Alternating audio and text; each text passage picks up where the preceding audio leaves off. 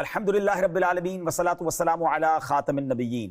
السلام علیکم ورحمۃ اللہ وبرکاتہ۔ ناظرین، پروگرام کا نام ہے بات ہے پچھلے زمانے کی۔ الحمدللہ ہر پروگرام کے اندر پچھلی قوموں کی کچھ باتیں کرتے ہیں اور اس سے سبق حاصل کرتے ہیں۔ حیرت انگیز واقعات ہیں مگر سبق آموز بھی ہیں۔ آج بات ہوگی ایک ایسی قوم کی اور ایسے شخص کی کہ جس نے خدائی کا دعویٰ کیا، وہ اپنی قوم کے سمیت کیسے غرق ہوا، اس کی قوم نے کیسے کیسے عذابوں کا سامنا کیا، کیونکہ آج بات ہوگی فرعون کے زمانے کی۔ حضرت موسیٰ علیہ السلام کی ولادت سے پہلے مصر کی سرزمین میں فرعون کا غلبہ تھا اور وہ ظلم و تکبر اور سرکشی میں اس انتہا کو پہنچ گیا کہ اس نے خدائی کا دعویٰ کر دیا تھا۔ مزید یہ کہ فرعون نے اہل مصر کے مختلف گروہ بنا کر ان کے درمیان فساد و عداوت ڈال کر تقسیم کر دیا۔ ڈیوائیڈ اینڈ رول کا فارمولہ ہے، تقسیم کرو اور حکومت کرو کا انداز تھا۔ بنی اسرائیل کو اس نے کمزور کر کے اپنا مطیع و خادم بنا کر رکھا ہوا تھا۔ ان کے ساتھ اس کا سلوک یہ تھا کہ وہ ان کے ہاں پیدا ہونے والے بیٹوں کو ذبح کر دیتا تھا اور ان کی لڑکیوں کو خدمتگاری کے لیے زندہ چھوڑ دیتا تھا۔ فرعون اور اس کی قوم کے لوگ طرح طرح کے گناہوں اور جرائم میں مبتلا تھے۔ ذرا کچھ ان کے جرائم کے بارے میں جانتے ہیں۔ کفر و شرک کرتے تھے، خدائی کا دعویٰ کرنا، تکبر و سرکشی کے کاموں میں حد سے بڑھنا، لوگوں سے زبردستی مشقت والے کام کروانا، ظلم و فساد، طرح طرح کی اذیتیں دے کر لوگوں کو ناحق قتل کرنا، جادو کرنا اور اسے سیکھنا سکھانا، بدفعلی لینا، کاہنوں اور نجومیوں کی تصدیق کرنا، حضرت موسیٰ اور ہارون اور ان پر ایمان لانے والوں سے دشمنی رکھنا اور انہیں حقیر جاننا، لمبی امیدیں باندھنا اور آخرت کا انکار کرنا، خود پسندی میں مبتلا ہونا اور دوسروں کو حقیر جاننا، منصب، قوت اور صحت و عافیت پر مغرور ہو جانا، عہد توڑنا اور احسان جتانا، اللہ تعالیٰ کی خفیہ تدبیر سے بے خوف ہو جانا، بنی اسرائیل کو عبادت گاہ میں نماز سے روکنا اور ان کی عبادت گاہوں کو ویران و برباد کر دینا، گناہوں پر قائم رہنا اور حضرت موسیٰ علیہ السلام کے معجزات سے نصیحت حاصل نہ کرنا۔ یہاں ایک اہم بات قابل توجہ ہے ناظرین، کہ حقیقت میں تو حضرت موسیٰ علیہ السلام کو فرعون اور اس کے تمام ماننے والوں کی طرف بھیجا گیا تھا۔ البتہ فرعون کے خاص ذکر کی وجہ یہ ہے کہ اس نے خدا ہونے کا دعویٰ کیا تھا اور کفر میں حد سے بڑھ گیا تھا۔ اللہ تعالیٰ کا حکم پا کر حضرت موسیٰ علیہ السلام مصر کی طرف روانہ ہوئے۔ آپ علیہ السلام اون کا جبہ پہنے ہوئے تھے، دستے مبارک میں عصا تھا اور اس کے ایک سرے میں زنبیل لٹکی ہوئی تھی جس میں سفر کا سامان تھا۔ اس شان سے آپ علیہ السلام مصر پہنچ کر اپنے مکان میں داخل ہوئے۔ حضرت ہارون علیہ السلام وہیں تھے۔ آپ نے انہیں خبر دی کہ اللہ تعالیٰ نے مجھے رسول بنا کر فرعون کی طرف بھیجا ہے اور آپ کو بھی رسول بنایا ہے کہ فرعون کو خدا کی طرف دعوت دو۔ یہ سن کر آپ کی والدہ صاحبہ گھبرائیں اور حضرت موسیٰ علیہ السلام سے کہنے لگی کہ فرعون تمہیں قتل کرنے کے لیے تمہاری تلاش میں ہے، جب تم اس کے پاس جاؤ گے تو وہ تمہیں قتل کر دے گا۔ لیکن حضرت موسیٰ علیہ السلام حکم الہی پر عمل کے لیے حضرت ہارون علیہ السلام کو ساتھ لے کر فرعون کے ہاں پہنچے۔ فرعون کو خبر دی گئی اور صبح کے وقت آپ علیہ السلام کو بلا لیا گیا۔ آپ علیہ السلام نے وہاں پہنچ کر اپنی رسالت کے بارے میں اسے بتایا۔ فرعون کے پاس جو حکم پہنچانے پر آپ علیہ السلام مامور کیے گئے تھے، یہ بات بھی اسے بتائی۔ فرعون نے انکار کیا اور نشانی طلب کی۔ حضرت موسیٰ علیہ السلام نے اب کس طرح معجزات کا ظہور فرمایا۔ فرعون کی نشانی طلب کرنے پر حضرت موسیٰ علیہ السلام نے اپنا عصا زمین پر ڈال دیا۔ اچانک بالکل وہ واضح اور بہت بڑا سانپ بن گیا اور فرعون کی طرف متوجہ ہو کر کہنے لگا، اے موسیٰ، مجھے جو چاہیے حکم دیجیے۔ تفسیر ساوی میں ہے کہ جب حضرت موسیٰ علیہ السلام نے اپنا عصا نیچے رکھا تو وہ زرد رنگ کا ایک بالدار اژدہا بن گیا۔ اس کے دونوں جبڑوں کے درمیان 120 فٹ کا فاصلہ تھا۔ وہ اپنی دم پر کھڑا ہو گیا۔ اس کا ایک جبڑا زمین پر تھا اور دوسرا جبڑا فرعون کی محل کی دیوار پر تھا۔ وہ اژدہا فرعون کو پکڑنے کے لیے جب دوڑا تو فرعون اپنا تخت چھوڑ کر بھاگ گیا۔ گھبرا کر حضرت موسیٰ علیہ السلام سے کہا کہ اس کی قسم جس نے تمہیں رسول بنایا ہے اسے پکڑو۔ حضرت موسیٰ علیہ السلام نے اسے اپنے دستے مبارک میں لیا تو وہ پہلے کی طرح عصا بن گیا۔ فرعون کہنے لگا، اس کے سوا اور بھی کوئی معجزہ ہے؟ آپ علیہ السلام نے فرمایا، ہاں۔ آپ علیہ السلام نے اپنا ہاتھ گریبان میں ڈال کر نکالا تو اچانک اس سے سورج کی سی شعاع ظاہر ہوئی جس سے دیکھنے والوں کی نگاہیں چکا چوند ہو گئی۔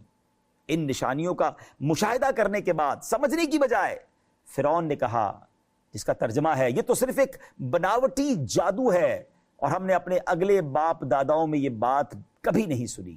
فرعون کا اب سرداروں سے یہ مشورہ ہوا کہ اب اپنی خدائی کے دعوے کو تو وہ بھول گیا اور خوف کی وجہ سے تھر تھرانے لگا، اپنے گمان میں خود کو معبود اور لوگوں کو اپنا بندہ سمجھنے کے باوجود بھی اپنے ارد گرد کے سرداروں سے مشورہ مانگنے لگا، حالانکہ جب وہ احمق خود کو خدا کہتا تھا تو عاجز ہو کر اور گھبرا کر دوسروں سے مشورہ مانگنے کی کیا حاجت تھی۔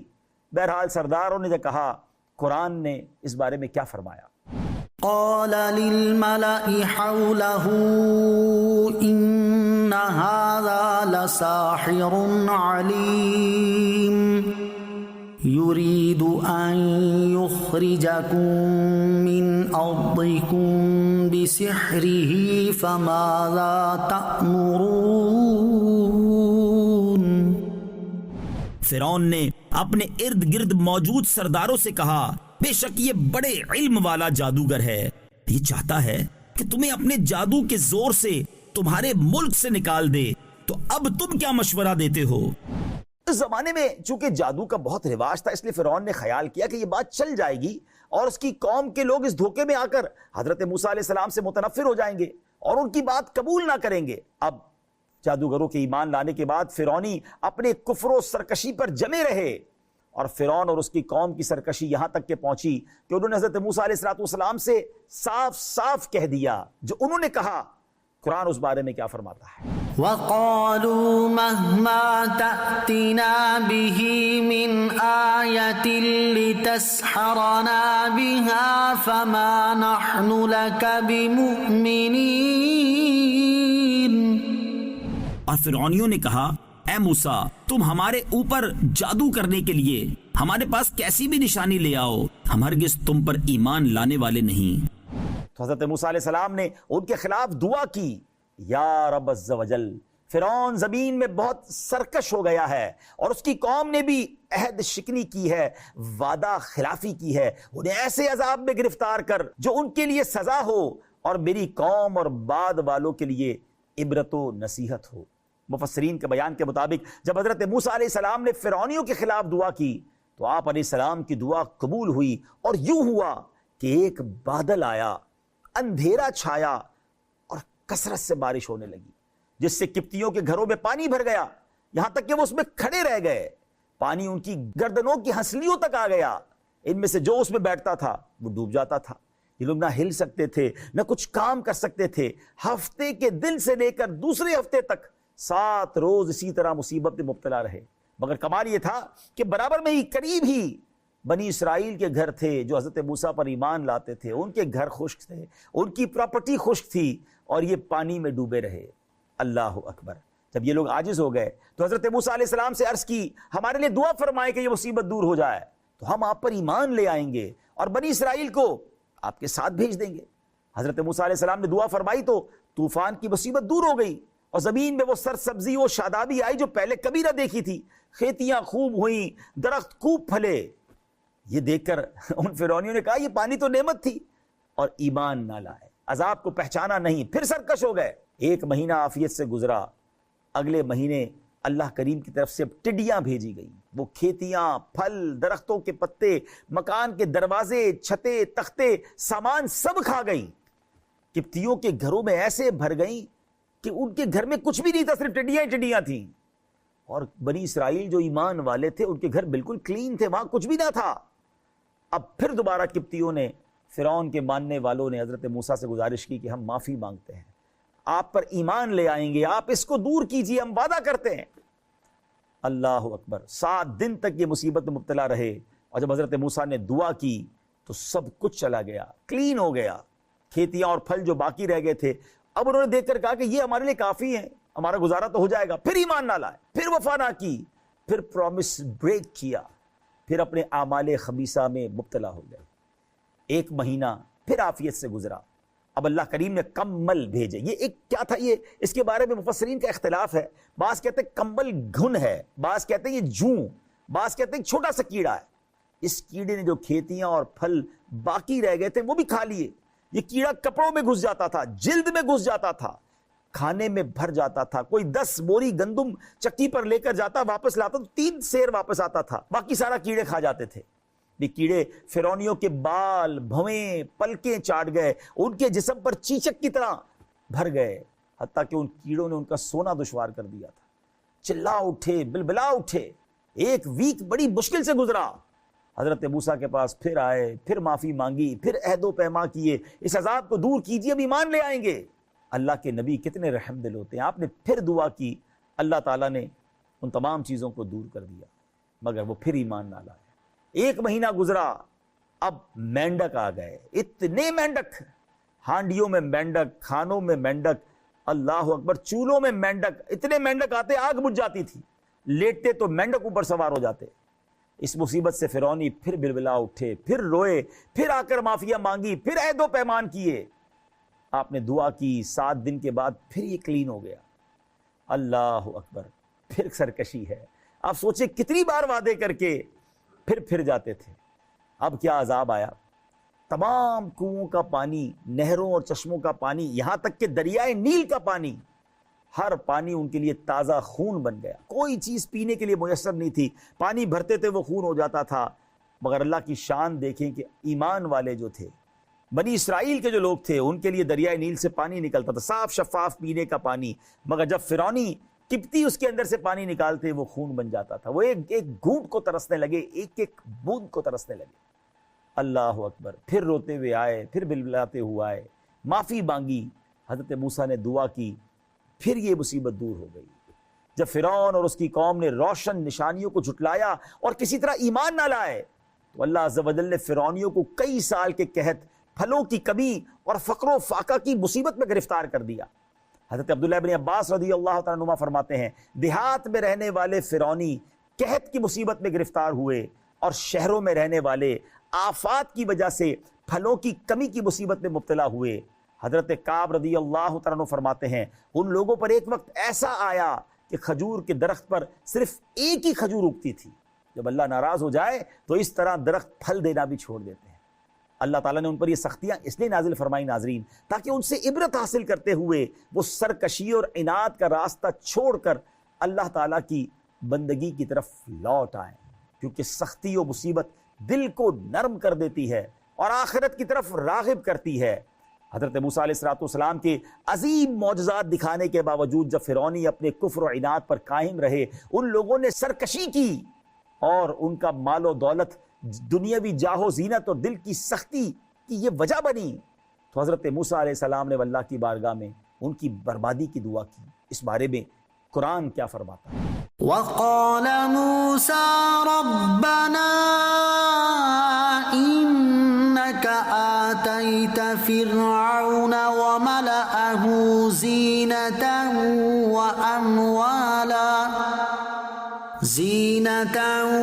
وأموالا في الحياة الدنيا ربنا ليضلوا عن سبيلك ربنا اطمس على أموالهم واشدد على قلوبهم فلا يؤمنوا حتى يروا العذاب الأليم.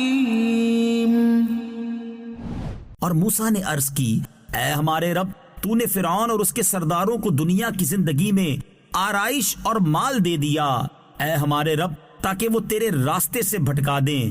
اے ہمارے رب, ان کے مال برباد کر دے اور ان کے دلوں کو سخت کر دے تاکہ وہ ایمان نہ لائیں جب تک دردناک عذاب نہ دیکھ لیں. اللہ کریم نے اس دعا کو شرف قبولیت سے نوازا اور ارشاد فرمایا, جس کا ترجمہ ہے, تم دونوں کی دعا قبول ہوئی, پس تم ثابت قدم رہو اور نادانوں کے راستے پر نہ چلنا. اس آیت میں دعا کی نسبت حضرت موسیٰ اور حضرت ہارون علیہ السلام دونوں کی طرف کی گئی. حضرت موسیٰ دعا کرتے تھے اور حضرت ہارون علیہ السلام آمین کہتے تھے. قبولیت دعا کے کچھ عرصے بعد اللہ تعالیٰ نے اب حضرت موسیٰ علیہ السلام کی طرف وحی بھیجی. وہ وحی کیا تھی, آئیے سنتے ہیں. ان اسری بعبادی انکم متبعون, کہ کہ راتوں رات میرے بندوں کو لے چلو، بے شک تمہارا پیچھا کیا جائے گا۔ سورہ طٰہٰ میں کیا ارشاد فرمایا، آئیے سن۔ وَلَقَدْ أَوْحَيْنَا إِلَى مُوسَىٰ أَنْ أَسْرِ بِعِبَادِي فَاضْرِبْ لَهُمْ طَرِيقًا فِي الْبَحْرِ يَبَسًا لَا تَخَافُ دَرَكًا وَلَا تَخْشَىٰ۔ اور بے شک ہم نے موسیٰ کی طرف وحی بھیجی کہ راتوں رات میرے بندوں کو لے چلو اور ان کے لیے دریا میں خشک راستہ نکال دو، تجھے ڈر نہ ہوگا کہ فرعون پکڑ لے اور نہ تجھے خطرہ ہوگا۔ اللہ تعالیٰ نے حضرت موسیٰ علیہ السلام کی طرف وہی بھیجی کہ اپنا عصا دریا پر مارو۔